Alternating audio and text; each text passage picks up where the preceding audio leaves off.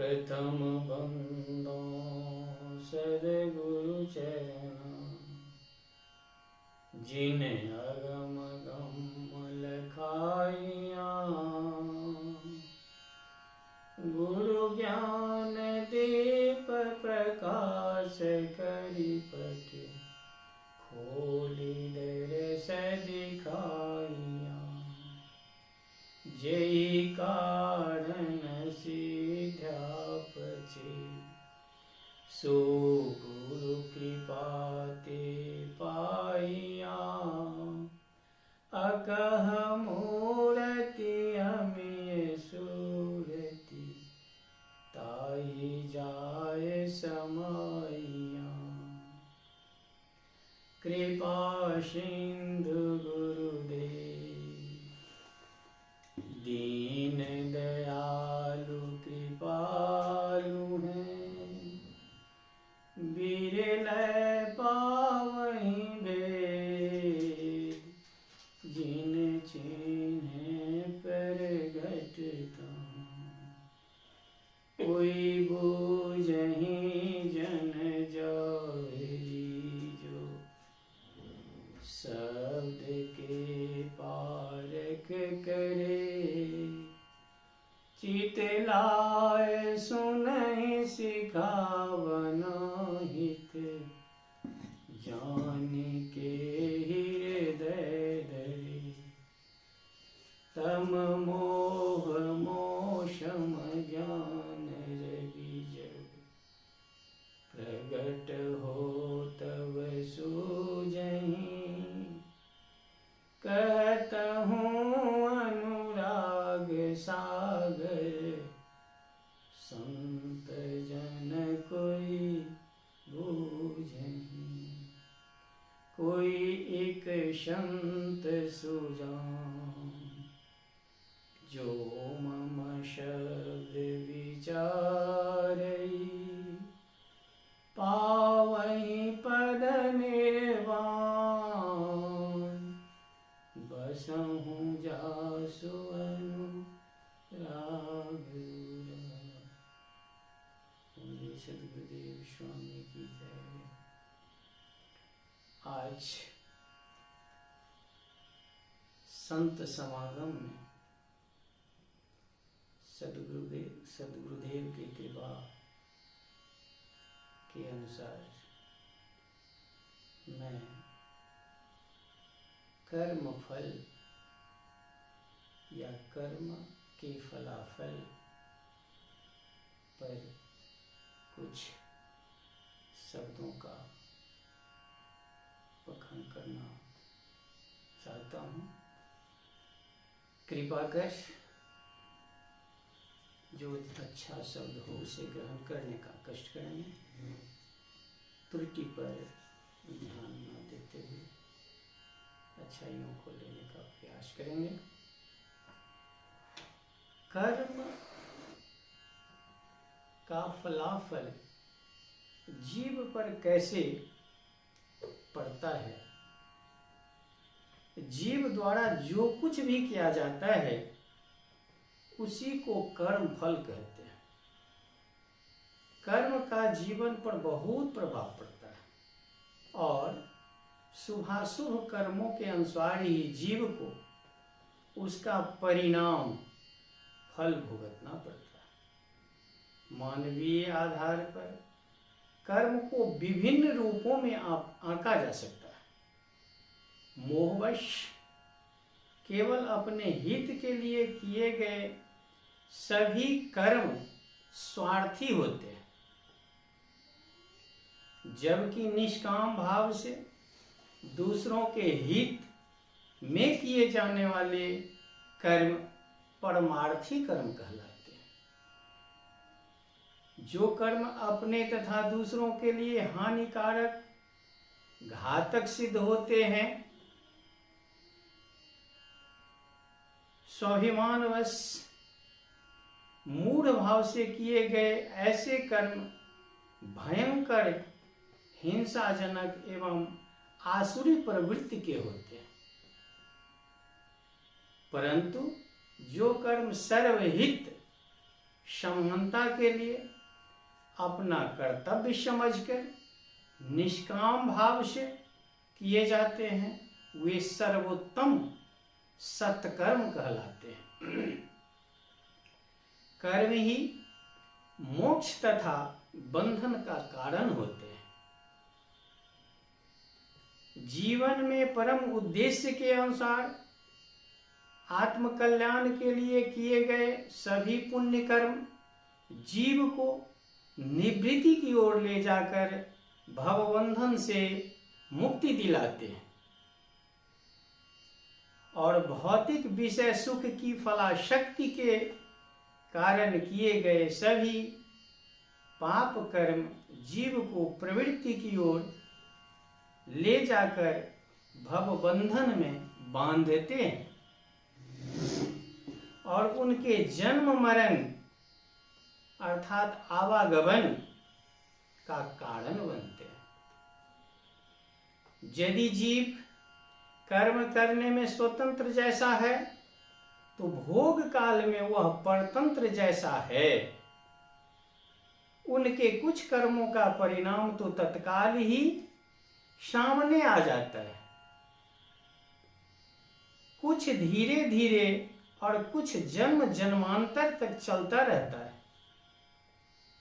समयानुसार कर्म कर्तव्यों के आचरण से जब फलाशक्तियां होती है तो उसका फल दोष भी नहीं होता। अतः सोच समझकर सही निर्णय लेकर और कर्तव्य का पालन करना चाहिए।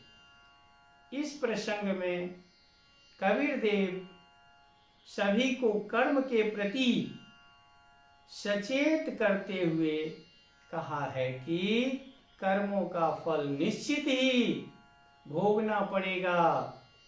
अतः कर्मों का सुधार परम आवश्यक है।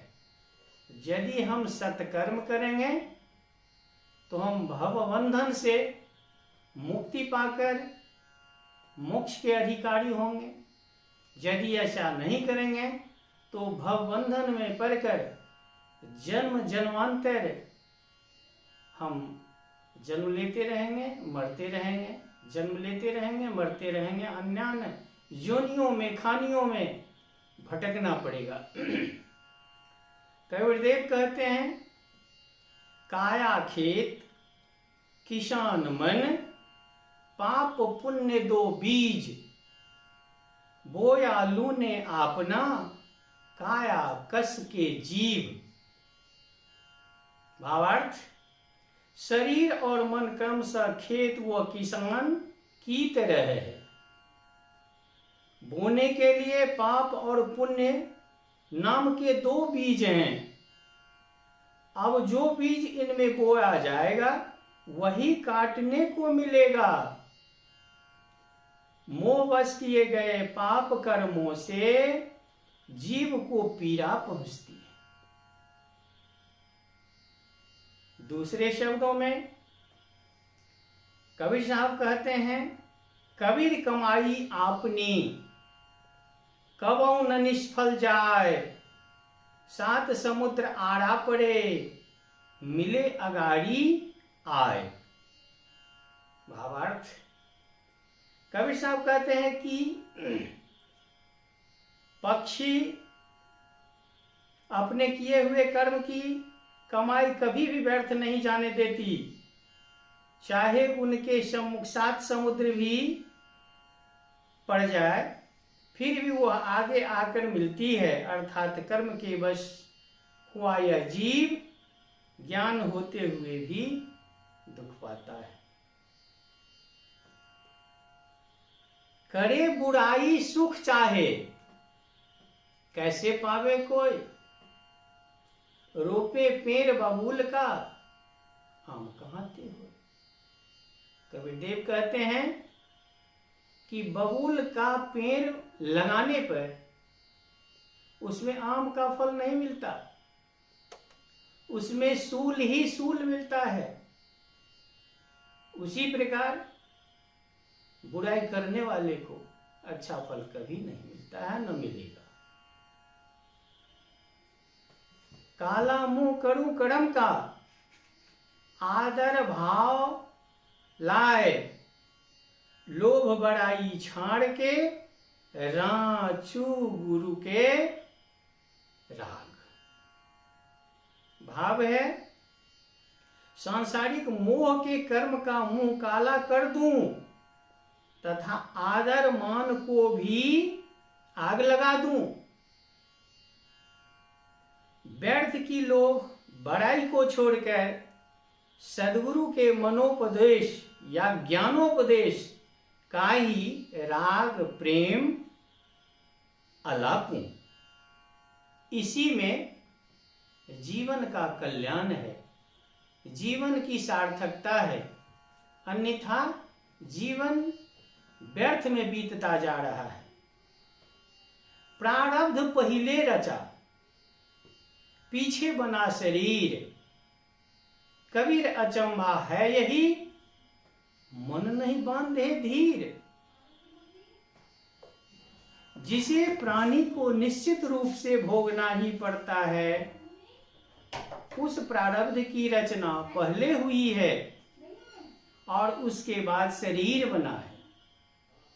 कबीर साहब कहते हैं कि यही आश्चर्य है कि यह सब जानकर भी मन को धैर्य नहीं बांधता, अर्थात वह कर्म फल से अशांति रहता है।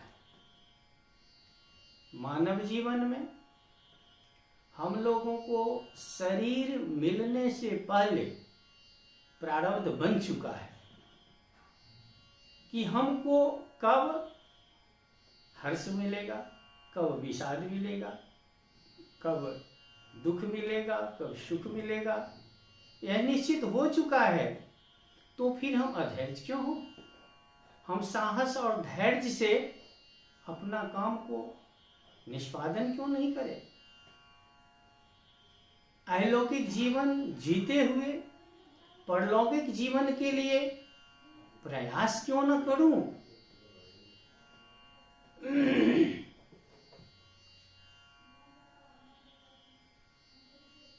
तेरा बैरी कोई नहीं, तेरा बैरी फैल, अपने फैल मिटा ले, गली गली कर सैर। सैर कहिए या सैल कहिए। इस जगत में तेरा कोई भी शत्रु नहीं है। तेरी अपनी ही बुराइयां तेरी शत्रु है। तू अपनी इन सभी बुराइयों को मिटा दे तो फिर गली गली में कहीं भी मुक्त रूप से विचरण कर सकते हो। तुझे कोई नहीं रोक सकेगा, कोई रोकने वाला नहीं होगा। इसमें किसी प्रकार की संदेह नहीं। लिखा मिटे नहीं कर्म का, लिखा मिटे नहीं कर्म का, गुरु कर भज हरि नाम, सीधे मार्ग नित चले, दया धर्म विश्राम। कर्मानुसार जैसा अपना प्रारब्ध बना है वह मिट नहीं सकता। अतः इससे निश्चिंत हो, सद्गुरु की शरण में जाकर परम आत्मा के नाम ज्ञान का ध्यान भजन कर नित्य ही दया धर्म सन्मार्ग पर चल। इसी से जीवन में विश्राम होगा, अर्थात जीवन कल्याणकारी होगा। अपने जीवन में सभी प्रकार के सुखों की प्राप्ति होगी। रामायण में लिखा हुआ है, पढ़हित सरिस धर्म नहीं दूजा, पढ़ पीरा सम नहीं अधमाई। यदि हम पढ़ का हित करते हैं, पढ़ के हित को सोचते हैं, पढ़ हित सरिष धर्म नहीं दूजा, वैसा धर्म कुछ है ही नहीं। पर पीराशम नहीं अधमाई, और यदि हमसे दूसरों को पीड़ा पहुंचता है, दूसरों को कष्ट पहुंचता है, दूसरों को हानि होती है, तो हम पापी होते हैं, पाप के अधिकारी होते हैं। वेद व्यास ने लिखे हुए हैं, अष्टादश पुराणेषु व्यासस्य वचनद्वयम् परोपकाराय पुण्याय पापाय परपीडनम्। अष्टादश पुराणेषु, 18 पुराणों में ऐसा कहा गया है। व्यास जी कहते हैं, अष्टादश पुराणेषु व्यासस्य वचनद्वयम् परोपकाराय पुण्याय। यदि हम परोपकार करते हैं, पुण्य के अधिकारी होते हैं। पापाय परपीडनम्, यदि हमसे पाप पीड़ा किसी को पहुंचता है तो हम पाप के अधिकारी होते हैं। अब हम सोचें कि हम इस संसार में क्या कर रहे हैं, कितना तक पुण्य बटोरते हैं और कितना पाप करते हैं। सभी धर्मों शास्त्र का निचोड़ है, यदि हम परोपकार करते हैं तो हम धर्म बटोरते हैं, और हमसे यदि किसी प्रकार का दूसरों का हित होता है तो हम पाप बटोरते हैं। संत के वाणी में ऐसा कहा गया है, तीर्थ गए फल एक है, संत मिले फल चार, सद्गुरु मिले अनेक फल, कहीं कबीर विचार। कि तीर्थ हम जाते हैं तो एक फल की प्राप्ति होती है, वह है नैन सुख या नैना विराम कहिए। संत मिले फल चार, संत यदि हमें मिल जाते हैं तो हमें 4 फलों की प्राप्ति होती है। सामान्य अर्थ में अर्थ, धर्म, काम, मोक्ष, और इससे सूक्ष्म रूप में यदि हम देखते हैं तो धर्मशास्त्र के अनुसार बंदगी, सेवा,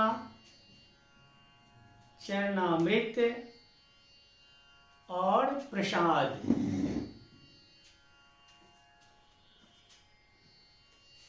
बंदगी,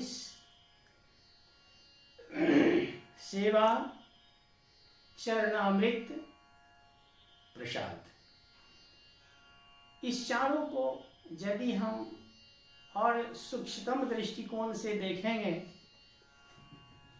उसमें आता है बंदगी यदि हम करते हैं अपने सेवरों को, संत महात्माओं को, बड़े बुजुर्गों को,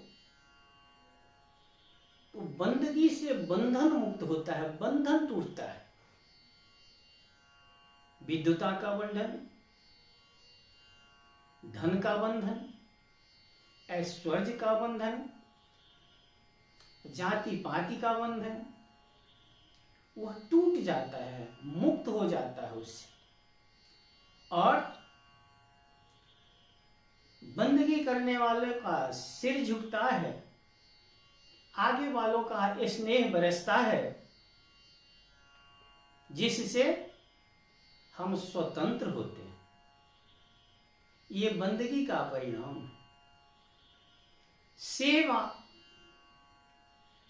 से इस जीव को जिस चीज से आप सेवा करेंगे उसमें आपको शक्ति प्रदान होगा। यदि किसी के पास धन है तो निश्चित रूप से उस धन से कुछ दीनहीनों का मदद होना चाहिए। उसके फलाफल में होगा क्या? तो धन में कमी नहीं होगी, धन की बढ़ोतरी होगी। ऐसा बहुत जगह देखा गया है मैं अपने जीवन में भी इस बातों को देखा हूं कि निश्चित रूप से यदि कुछ परमार्थ में धन को लगाया जाता है तो धन में वृद्धि होती है। ये धन से सेवा हुआ।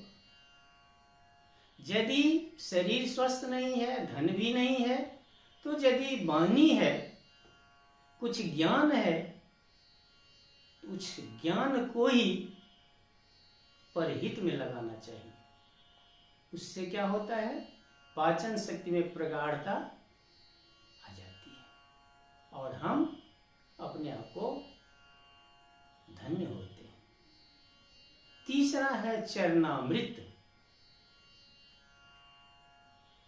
पूर्व से हम लोग देखते आ रहे हैं कि जिन्हें भगवान राम कहते हैं, कृष्ण भगवान कहते हैं, उन लोगों ने भी अपने गुरुदेव के चरण से चरणामृत उतार करके अपने जीवन को धन्य किए थे। तो चरणामृत से इस जीव को अमृत प्रदान होता है। अन्य खानों में भटकना नहीं पड़ता है। यदि हम मानव जीवन को सही ढंग से सजते संवारते हुए चलते हैं तो हमें अमृत की प्राप्ति होती है। ये चरणामृत का फलाफल है। और अंत में प्रसाद।